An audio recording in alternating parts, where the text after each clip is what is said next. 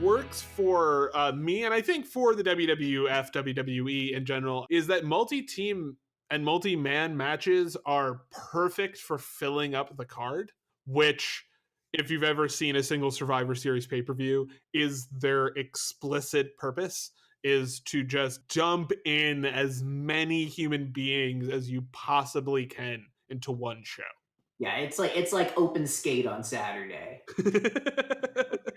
And you know what? I agree that, like, I think that's one of the things that really works about the matches, but I think at the same time it's one of the things that kind of hurts them. Like, I see Survivor Series, the traditional Survivor Series tag match. I see those as they're kind of a Jekyll and Hyde concept, and what I like about them, you get to see pretty much the whole roster, at least on those like early '90s shows where there were 4 or 5 freaking Survivor Series matches. And when I was a kid, that was the stuff that I loved, just to see everybody. But now that I'm a little older, I that stuff kind of bugs me. I'm just like, geez, where's the focus on, the main event and on the important guys? Like, why is everybody on the card? Like, that's one of my huge complaints about all the WWE pay-per-views now, is like, freaking everybody on TV is on this show. What the hell is going on? Like, what is supposed to be important? But I guess when I was a kid, like I said, I loved this stuff. I loved seeing everybody. They like to introduce characters in particular as one of their favorite things to do. I bring back former performers,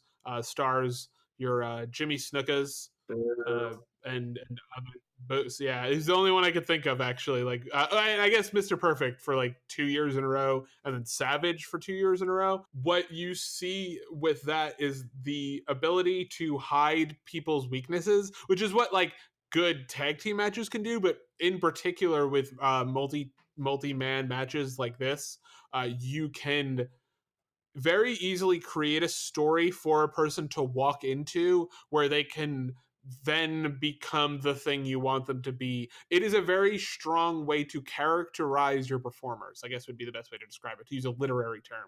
It's very easy in these matches to give them an obstacle to overcome, have them overcome it, and be able to talk about them, because the matches are usually long, in a way that actually feels like you're building a narrative throughout.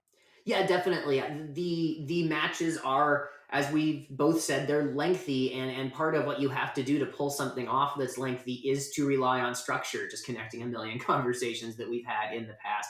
So these matches are really highly structured, and part of what they rely on is the characters. So, like I've said in the past, every wrestler has their little core set of things that the people anticipate. And like the Survivor Series matches, you can build it all around, like, okay, what sequence do we put in, like, to use the expression, like everybody getting their shit in order to stretch something out and create a more character-based environment. So in those Survivor Series matches, especially those kind of late '80s, early '90s one, where the gimmick really was the whole show, like they were really, really married to this massive team concept early on.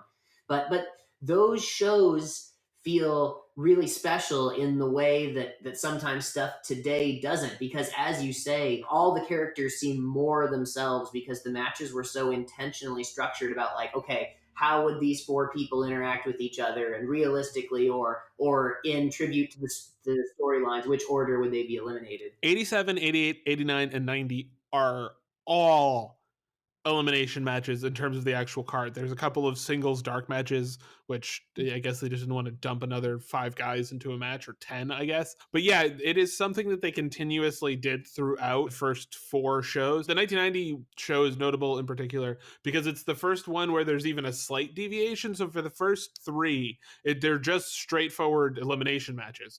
In the 1990 edition, what they have is somehow, I don't know how they determine it, but the heels and the faces, when a heel team wins, the heels go to one side, and the faces, when a face team wins, the faces go to the other. And at the end of the night, basically, they had a 3-on-5 Survivor Series elimination match with Hulk Hogan, Tito Santana, and the Ultimate Warrior versus Hercules, Paul Roma, Rick Martel, Ted DiBiase, and the Warlord. We don't really need to get in depth on that match, but it changed the way that they structured the individual matches. It was no longer what we've been talking about, which are these self-contained stories about the performers. It became this full night thing where you had to follow what was going on, but it also prevented certain things from happening. It really changed the way that the matches were formatted themselves, because they knew at the end of the night they were going to have to basically shuffle people onto different teams. So it was much more,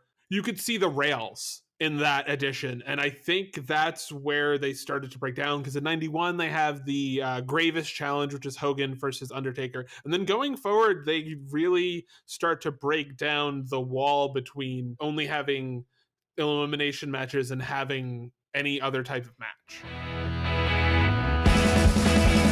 Here among the poor, sad, despicable, oppressive, misinformed, must be hard for you to bite your tongue secure.